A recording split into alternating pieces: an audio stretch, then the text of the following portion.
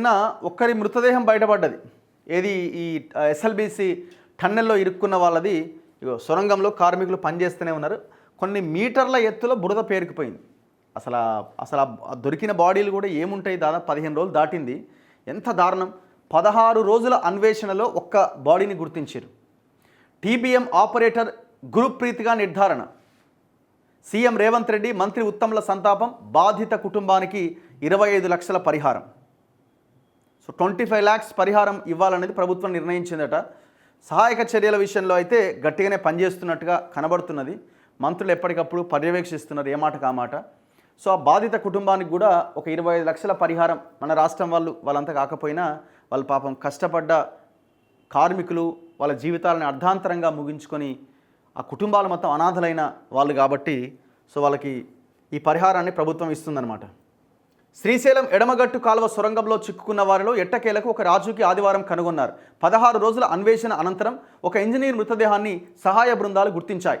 గత నెల 22వ తేదీన ఎస్ఎల్బీసీ సొరంగంలో చోటు చేసుకున్న దుర్ఘటనలో 8 మంది చిక్కుకుపోయారు. సొరంగాన్ని తొలిచే టన్నెల్ బోరింగ్ యంత్రం టీబీఎం కట్టర్ పైభాగం నుంచి ఒక్క ఉదుటన భారీగా పొంగి వచ్చిన నీళ్లు, బురదతో ఈ ప్రమాదం జరిగింది. అప్పటి నుంచి సొరంగంలో సహాయక చర్యలు కొనసాగుతున్నాయి. చివరికి ఒక మృతదేహాన్ని వెలికి తీశారు. ఎత్తు, చేతి గడియారం తదితర ఆనవాళ్లను బట్టి పంజాబ్కు చెందిన టీబీఎం ఆపరేటర్ గురుప్రీత్ సింగ్గా గుర్తించారు. ఈ మేరకు నాగర్ కర్నూలు జిల్లా కలెక్టర్ బదావత్ సంతోష్ ప్రకటించారు. బాధిత కుటుంబానికి ప్రభుత్వం తరపున 25 లక్షల పరిహారం అందించబోతున్నట్టుగా వెల్లడించారు. మృతదేహాన్ని స్వస్థలానికి తరలించబోతున్నారు. 12 గంటలు శ్రమించిరట. సహాయక చర్యల్లో భాగంగా సొరంగం లోపల పేరుకుపోయిన మట్టి, టీబీఎం యంత్రం దిగువన డాప్లర్ సంకేతాలతో కొన్ని ప్రాంతాలు గుర్తించారు. కేరళకు చెందిన క్యాడ్వర్డ్ శునకాలు కూడా స్నిపర్ డాగ్స్ పలువురి ఆనవాళ్లను పసిగట్టినాయి. శనివారం రాత్రి షిఫ్ట్లో వెళ్లిన Singareni, rat hole miners, HYDRAA, NDRF, SDRF, army, ఇతర సహాయ బృందాలు టీబీఎం ఎడమవైపు భాగంలో తవ్వుతుండగా 6 అడుగుల లోతులో మొదట కుడి చేతి వేళ్లు, చేతి కడియం కనిపించినాయట. అధికారుల సూచన మేరకు మృతదేహాన్ని వెలికి తీసేందుకు రాత్రి షిఫ్ట్తో పాటు ఆదివారం ఉదయం షిఫ్ట్లో వెళ్లిన సహాయక బృందాలు తీవ్రంగా శ్రమించినాయి. గత 3 రోజులుగా D2 అనే ప్రాంతంలో 5 అడుగుల మేర తవ్వీరట. అక్కడ ఒకవైపు నీటి ఊట, మరోవైపు గట్టిదనంతో ఉన్న మట్టి, రాళ్లు, ఇతర శిథిలాలు, టీబీఎంకు సంబంధించిన ఇనుప రేకులు, విడిభాగాలు పేరుకుపోవడంతో అతి కష్టం మీద మరో 5 అడుగులు తవ్వీరట. దాదాపు 12 గంటల పాటు శ్రమించి ఆ మృతదేహాన్ని జాగ్రత్తగా వెలికితీశారు. అంటే దాదాపు 10-12 మీటర్ల లోపలికి వెళ్ళిపోయినాయి బాడీలు. అంటే అంత మట్టి పేరుకుపోయింది దానిపైన. ఇంకా మిగతా 7 ఎక్కడున్నాయో ఏందో కథ తెలియట్లా. ఇంజనీర్ ఆచూకీని కనుగొన్న ప్రాంతానికి కొంచెం అటు ఇటు మరో 3 జాడ ఉన్నట్టుగా అనుమానిస్తున్నారు. సోమవారం నాటికి మరో 2 జాడ లభించే అవకాశం ఉంది.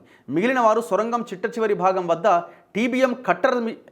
టీబీఎం కట్టర్ సమీపంలో చిక్కుకొని ఉండొచ్చని అంచనా వేస్తున్నారు. చాలా దారుణం. ఇప్పుడు దొరికిన ఈయనే గురుప్రీత్ సింగ్.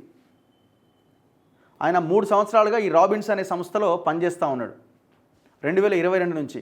ఆయనకి భార్య రాజేందర్ కౌర్ అండ్ 2 అమ్మాయిలు ఉన్నారట. పాపం భార్యా పిల్లలు స్వస్థలంలో ఉండగా గురుప్రీత్ సింగ్ 3 ఏళ్లుగా దోమలపెంటలోని రాబిన్స్ క్యాంప్లో ఉంటూ విధులు నిర్వహిస్తున్నాడు. ప్రమాదం జరిగిన తర్వాత బంధువులు వచ్చి కొన్ని రోజులు వెయిట్ చేశారు. ఆచూకీ తెలియకపోవడంతో స్వస్థలానికి వెళ్లిపోయారు. నాగర్ కర్నూలు జనరల్ ఆసుపత్రిలో గురుప్రీత్ సింగ్ మృతదేహానికి ఉస్మానియా ఫోరెన్సిక్ వైద్యుల పర్యవేక్షణలో పోస్టుమార్టం నిర్వహించారు.